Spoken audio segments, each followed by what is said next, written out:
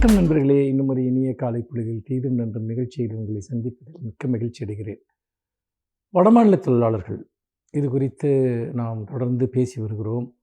சமீபத்தில் தமிழ்நாட்டில் வடமாநில தொழிலாளர்களுக்கு எதிராக பெரிய தாக்குதல்கள் நடப்பதாக இணையதளங்களில் பரப்பப்பட்ட பொய் செய்திகள், அந்த பொய் செய்திகளின் வழியாக பலருக்கும் வடமாநிலங்களில் ஒருவித பதட்டம் ஏற்பட்டது. சில அரசியல் நோக்கத்துடன் சிலர் அதை பயன்படுத்த முயற்சித்தது எல்லாம் நமக்கு நன்றாக தெரியும். தமிழ்நாட்டில் முதலமைச்சர் அவர்களே வடமாநில தொழிலாளர்களை நேரில் சந்தித்து அவர்களுடைய பாதுகாப்பை உறுதி செய்திருக்கிறார் என்பதையும் நாம் பார்த்தோம். இது ஒரு புறம் என்று சொன்னால், இன்னொரு புறம் நீங்கள் வடமாநிலங்களில் இங்கு தமிழர்களை குறித்த ஒரு வெறுப்புணர்ச்சியை உண்டு பண்ணுவதற்கான முயற்சியை சிலர் செய்தார்கள். அந்த மாநிலத்தில் இருக்கக்கூடிய எதிர்க்கட்சிகளுடன் இணைந்து தமிழ்நாடு அரசு அதை வெற்றிகரமாக கையாண்டது என்பதும் நமக்கு நன்றாக தெரியும். தமிழ்நாட்டில் அப்படி எந்த சம்பவமும் எங்கும் நடந்தது கிடையாது என்பதை அனைவரும் அறிவார்கள். பொதுவாக தமிழ்நாட்டில் பிற மாநிலத்தோர் வந்து தொழில் செய்வதற்கோ அல்லது பணிகளில் ஈடுபடுவதற்கோ எப்போதும் எந்த தடையும் இருந்தது கிடையாது. யாதும் ஊரே யாவரும் கேளீர் என்பது தமிழர்களுடைய மனநிலையினுடைய ஒரு பகுதி. நாம் வெளியே செல்வது மட்டுமல்ல, நம்மை நாடி வருகிறவர்களுக்கும் வாழ்வாதாரத்தையும் பாதுகாப்பையும் தமிழ்நாடு அரசும் தமிழக மக்களும் தொடர்ந்து கொடுத்து வந்திருக்கிறார்கள். அப்படி பார்க்கிற போது நீங்கள் தமிழ்நாட்டில் நீங்கள் எடுத்துக்கொண்டால் பல மாநிலத்தவர்கள், கேரளத்தவர்கள் இருக்கிறார்கள், அதே போல் தெலுங்கு மொழி பேசக்கூடியவர்கள் இருக்கிறார்கள், வடமாநிலங்களை சேர்ந்த குஜராத்திகள் பெருமளவு இங்கு தமிழகத்தில் இருக்கிறார்கள். இப்படி பல மாநிலத்தவர்களும் இங்கு வாழக்கூடிய ஒரு மாநிலமாக இருந்திருக்கிறது. லட்சக்கணக்கான வடமாநில தொழிலாளர்கள் இங்கு பாதுகாப்பாக பணிபுரிகிறார்கள். யாரும் அவர்கள் மீது வெறுப்பை காட்டியதில்லை, விரோத மனப்பான்மையை காட்டியதில்லை. இங்கு ஒரு சில அரசியல் கட்சிகள் அத்தகைய வெறுப்பை விதைக்க முயன்ற போதும் கூட தமிழக மக்கள் அந்த கட்சிகளை நிராகரித்திருக்கிறார்கள் என்பதை நாம் பார்க்கிறோம். தமிழ்நாடு என்பது அனைவருக்குமான ஒரு இடம் என்பதை தமிழ் பண்பாட்டினுடைய ஒரு நீட்சியாக நாம் தொடர்ந்து பாதுகாத்து வந்திருக்கிறோம். இந்த சூழ்நிலையில் பொருளாதார ரீதியாக நீங்கள் பார்த்தால் கூட வடமாநில தொழிலாளர்களுக்கான தேவை என்பது தமிழ்நாட்டிற்கு மிக மிக அதிகமாக இருக்கிறது என்று பொருளாதார நிபுணர்கள் சுட்டி காட்டுகிறார்கள். இன்று தமிழ்நாடு என்பது மிக வேகமான பொருளாதார வளர்ச்சியை நோக்கி சென்று கொண்டிருக்கிறது. வேகமான தொழில்மயமாக்கல் இங்கு நகர்ந்து கொண்டிருக்கிறது. முக்கியமாக திராவிட முன்னேற்றக் கழக ஆட்சி பொறுப்பிற்கு வந்த பிறகு தொழில்மயமாக்கலுக்கு ஒரு மிகப்பெரிய முக்கியத்துவம் கொடுக்கப்பட்டிருக்கிறது. மாண்புமிகு முதலமைச்சர் அவர்களுடைய கனவான $1 டிரில்லியன் பொருளாதாரத்தை நோக்கி நாம் சென்று கொண்டிருக்கிறோம். அப்படிப்பட்ட சூழ்நிலையில் தொழிலாளர்களுக்கான தேவை என்பது தமிழ்நாட்டில் பெருமளவு இருக்கிறது என்கிறார்கள். நாம் நம்முடைய இலக்குகளின்படி சென்றோம் என்று சொன்னால் இன்னும் கிட்டத்தட்ட 1.25 கோடி பேர் புதிய ஒரு லேபர் ஃபோர்ஸ் தொழிலாளர்கள் நமக்கு தேவைப்படுகிறார்கள் என்று சொல்கிறார்கள். அப்படி பார்க்கிற போது இப்பொழுது உடனடியாக தமிழகத்திற்கு இன்னும் பல லட்சம் தொழிலாளர்கள் தேவை என்கிற நிலையை நோக்கி நாம் சென்று கொண்டிருக்கிறோம். இதெல்லாம் எதை காட்டுகிறது என்று சொன்னால், நாம் வடமாநில தொழிலாளர்கள் நாம் அவர்களுக்கு ஒரு வாழ்வாதாரம் கொடுக்கிறோம் என்பது எவ்வளவு உண்மையோ அவ்வளவு உண்மை இந்த மாநிலத்தினுடைய பொருளாதார வளர்ச்சிக்கு அவர்கள் பங்களிக்கிறார்கள் என்பதும் உண்மை. அப்படிப்பட்ட நிலையில் தமிழ்நாட்டில் அவர்களுக்கான தேவை இருக்கிறது, அவர்களுக்கு தமிழ்நாடு தேவையாக இருக்கிறது. இந்த 2 உண்மைகளின் அடிப்படையில் தான் நாம் இந்த பிரச்சனைகளை அணுக வேண்டும். வெறுப்பு பிரச்சாரம் செய்யக்கூடியவர்கள் தேசிய அளவில் இன்றைக்கு மாண்புமிகு தமிழக முதலமைச்சர்கள் உருவாக்கி வருகிற ஒரு கூட்டணிக்கு எதிராக வடமாநிலங்களில் ஒரு வெறுப்புணர்வை உண்டாக்குவதற்காக இத்தகைய ஒரு பிரச்சாரத்தில் ஈடுபடுகிறார்கள். இத்தகைய பிரச்சாரத்தில் ஈடுபடுகிறவர்களை முறியடிப்பது நம் அனைவருடைய கடமை. நாம் வந்தாரை வாழ வைக்கும் பூமி என்பதை நாம் தொடர்ந்து நிரூபிக்க வேண்டிய ஒரு கட்டாயம் நமக்கு இருக்கிறது. மீண்டும் இன்னும் ஒரு புதிய சிந்தனையோடு உங்களை சந்திக்கிறேன். நன்றி, வணக்கம்.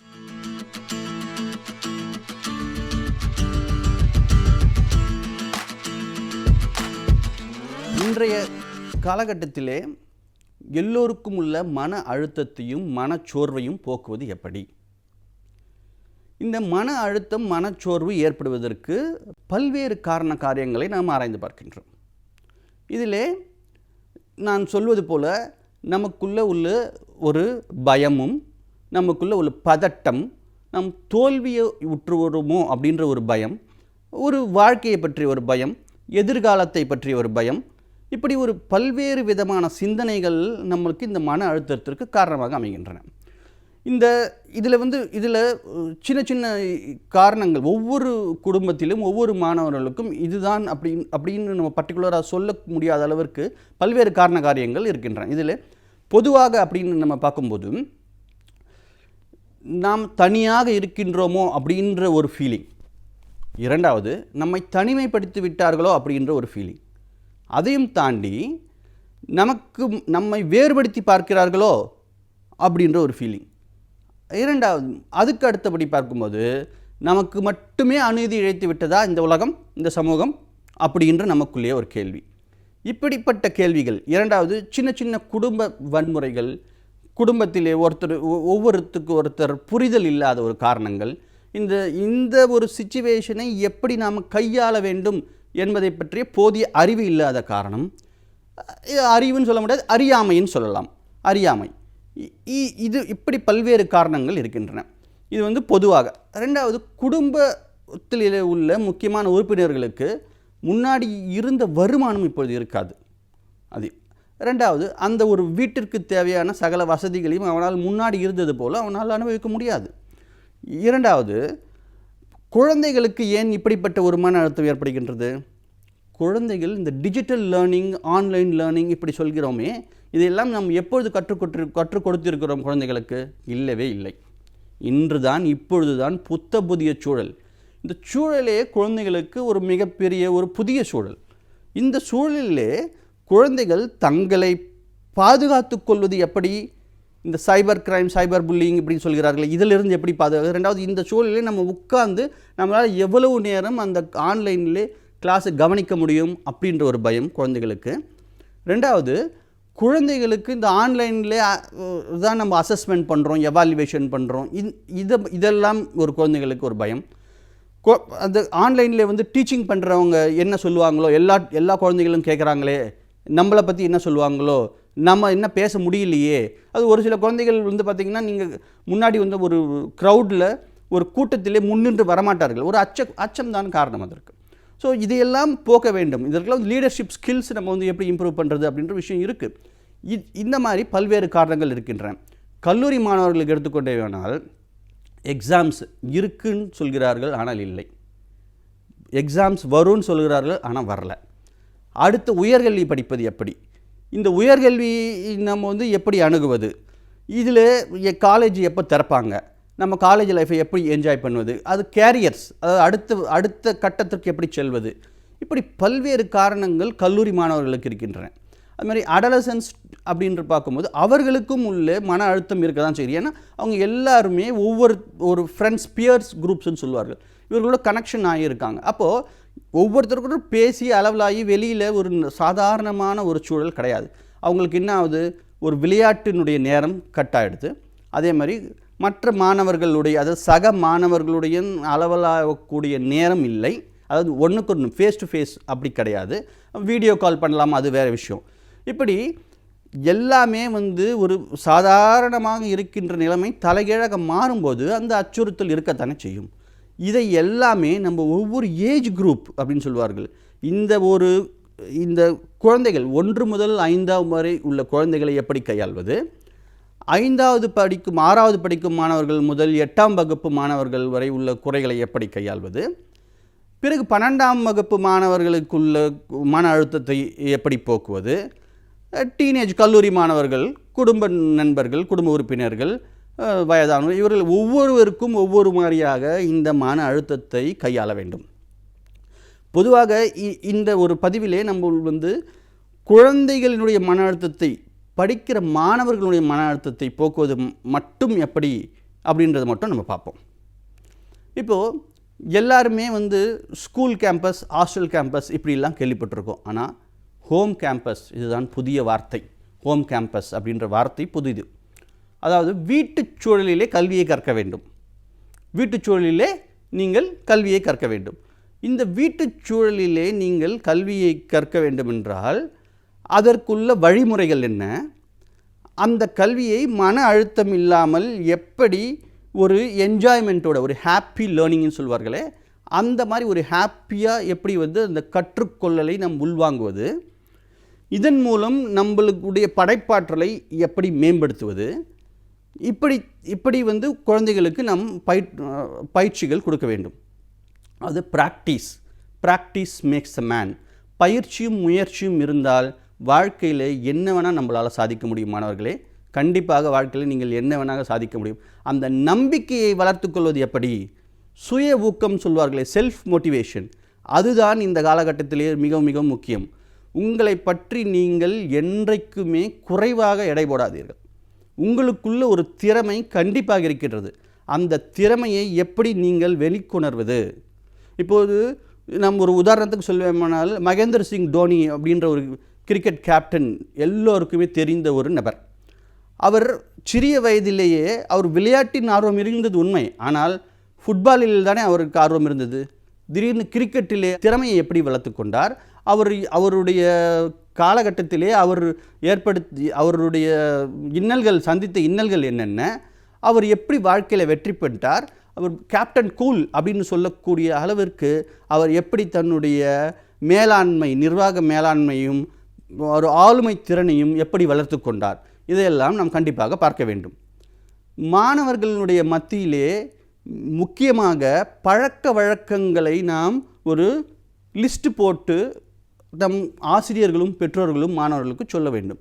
அது ரொட்டீன்ஸ்ன்னு சொல்வார்களே, ரொட்டீன்ஸ், அந்த ரொட்டீன்ஸும் அந்த ஹேபிட்ஸ், இது ரெண்டுமே தான் மாணவர்களை திறன்பட வாழ்க்கையினுடைய தரத்தை மேம்படுத்துவதற்கு உதவும். யோகா, மெடிடேஷன், பிராணாயம், இந்த மாதிரி ஒரு குறிப்பிட்ட ரொட்டீனான ஒரு வாழ்க்கை முறையை நாம் இந்த காலகட்டத்திலே மட்டுமல்லாமல் என்றைக்குமே பின்பற்றுமானால் நம்முடைய மனச்சோர்வு கண்டிப்பாக நீங்கும். இதை தவிர, அதாவது செயல்முறை மூலம் கல்வி, ஒரு மாடல் பேஸ்டு கல்வி, ரெண்டாவது ஒரு ஒரு மியூசிக் மூலமாக நம்ம என்ன லேர்ன் பண்ணுறோம், ஒரு டான்ஸ் மூலமாக என்ன லேர்ன் பண்ணுறோம், இப்படி பல்வேறு விதமான நீங்கள் கற்றலையும் கற்பித்தலையும் கற்றுக்கொள்ள வேண்டும். ஒரே மாதிரி ட்ரெடிஷ்னல் லேர்னிங்க்கு நீங்கள் போகவே கூடாது. நம்மளுக்கு என்ஜாய்ஃபுல்லாக மூலமாக எதை நம்ம கற்றுக்குறோம், ஒரு மாடல் மேக் பண்ணி கற்றுக்குறோமா இல்லையா, நம்ம குக்கிங் மூலமாக அதில் உள்ள இன்ஃபர்மேஷன் என்னென்னு தெரிஞ்சுக்கிறோம், ஒரு கேமிங் விளையாடுறதுல கூட அதில் நம்மளுடைய லீடர்ஷிப் ஸ்கில்லை நம்மளால் ப்ரூவ் பண்ண முடியும். இப்படி பல்வேறு விதமான வழிமுறைகளை நமது முன்னோர்கள் வகுத்து உள்ளார்கள். அதாவது இந்த மாதிரி சுச்சுவேஷன்ஸ்க்கு மட்டும் இல்லாமல் என்றைக்குமே இது நம்மளுக்கு மிகவும் பயனுள்ளதாக அமையும். நன்றி, வணக்கம்.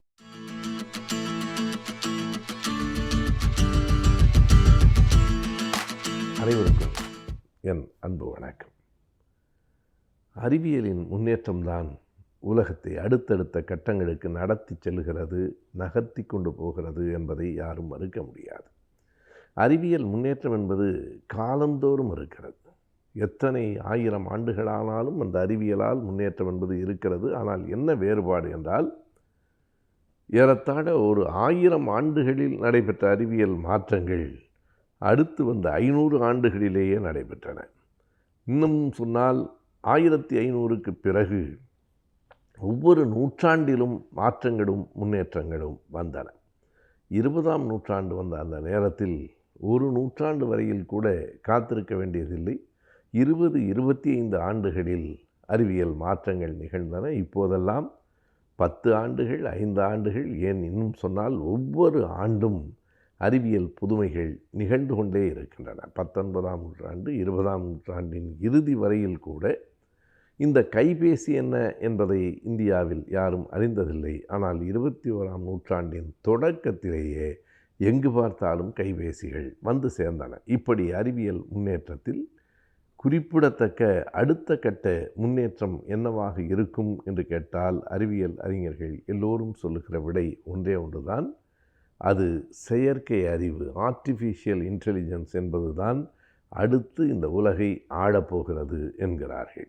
அந்த செயற்கை அறிவு மிகப்பெரிய அறிவியல் முன்னேற்றம் அல்லது அறிவியல் பாய்ச்சலை கொண்டு வந்து சேர்க்கும் என்பது எந்த அளவுக்கு உண்மையோ அதே அளவுக்கு அதில் பல ஆபத்துகளும் நிறைந்திருக்கின்றன என்பதையும் நாம் எண்ணி பார்க்க வேண்டும். கைத்தறியிலே இருந்து அது இயந்திரத்தின் மூலமாக அந்த நெசவு தறிகள் வருகிற போது, விசைத்தறிகள் வருகிற போது நெசவாளர்கள் பலர் தங்கள் வேலைகளை இழக்க நேரிட்டது. அப்படித்தான் இயற்கையாக ஒன்றிலிருந்து இன்னொன்று மாறுகிற போது பழையன கடிந்து தான் புதியன புகும். நாம் அறிவோம், ஒரு காலத்தில் சென்னையிலே கூட, இன்றைக்கு அண்ணா சாலை என்று அழைக்கப்படுகிற அன்றைய மவுண்ட் ரோடில் கூட குதிரை வண்டிகள் வந்து கொண்டிருந்த காட்சியை பழைய புகைப்படங்களிலே பார்க்க முடிகிறது. இப்போது மாட்டு வண்டிகளும் குதிரை வண்டிகளும் மாநகரத்தின் தெருக்களில் இல்லை, நகரங்களில் கூட இல்லை, கிராமங்களில் மட்டும்தான் இப்போது இருக்கிறது. எனவே ஒன்றிலிருந்து இன்னொன்று வருகிற போது பழையனவற்றை நம்பியிருந்தவர்களினுடைய அந்த வாழ்க்கை கொஞ்சம் சிதலங்களுக்கு உள்ளாகிறது. இப்போது இந்த செயற்கை அறிவு, ஆர்டிஃபிஷியல் இன்டெலிஜென்ஸ், சுருக்கமாக ஏஐ என்று விஞ்ஞானத்திலே சொல்லப்படுகிற அந்த 2 எழுத்துகள் பெரும் பாய்ச்சலை கொண்டு வந்து சேர்த்தாலும் மிக பலரின் வேலை வாய்ப்புகளை அவை இல்லாமல் செய்துவிடப் போகின்றன என்பதும் உண்மை. இனிமேல் கார்களுக்கு ஓட்டுநர்கள் தேவைப்பட மாட்டார்கள் என்று சொல்லுகிறார்கள். இதை நாம் இப்போதே பார்க்கலாம். மலேசியாவில் நான் ஒரு முறை போயிருந்தபோது நேரடியாக பார்த்தேன். ஒரு தொடர்வண்டி வருகிறது, அதில் ஓட்டுநரே இல்லை, அதுவாக வருகிறது, நிற்கிறது, குறிப்பிட்ட நேரத்தில் அதுவே புறப்படுகிறது, அது எங்கிருந்தோ இயக்கப்படுகிறது. அப்படித்தான் இனிமேல் கார்களுக்கு யாரும் தேவையில்லை. நாம் அந்த செயற்கை அறிவின் மூலமாக அந்த காரை அது தானாகவே ஓடுகிற மாதிரி செய்து விடலாம் என்றால் எத்தனை ஓட்டுநர்கள் வேலையை இழப்பார்கள் என்று பார்க்க வேண்டும். இப்படி ஒவ்வொரு துறையிலும், ஒரே ஒரு துறையில் ஒரு பகுதியை நான் எடுத்து சொன்னேன். ஒவ்வொரு துறையிலும் 100 மனிதர்கள் 500 மனிதர்கள் செய்கிற வேலையை செயற்கை அறிவியலை கொண்ட அந்த ரோபோக்கள் செய்து முடித்துவிடும் என்கிற கட்டம் வருகிறது. அப்படியானால் என்ன செய்யலாம்? அந்த செயற்கை அறிவை தடுத்து விடலாமா? தடுக்க முடியாது. எப்போதும் பாய்ந்து வருகிற வெள்ளத்தை யார் ஒருவராலும் தடுத்து நிறுத்திவிட முடியாது. அதற்கான மாற்று என்ன என்பதைத்தான் நாம் கண்டறிய வேண்டும். எத்தனை செயற்கை அறிவு வந்தாலும் கூட அது இயற்கை அறிவுக்கு இணையாகாது. எந்த ஒரு ரோபோவும் கற்பனை செய்ய முடியாது. வேலை செய்ய முடியுமே தவிர கற்பனை செய்ய முடியாது. எனவே தான் ஆல்பர்ட் ஐன்ஸ்டீன் சொன்னார், அறிவியலை விட கற்பனை இன்னமும் வேகமானது என்று. அப்படி மனிதர்கள் தங்களுக்கான எதிர்காலத்தை மாற்றி அமைத்து கொள்ளுகிற பக்குவத்தை பெற வேண்டும் என்கிற எச்சரிக்கையும் இந்த வளர்ச்சிக்குள் அடங்கியிருக்கிறது.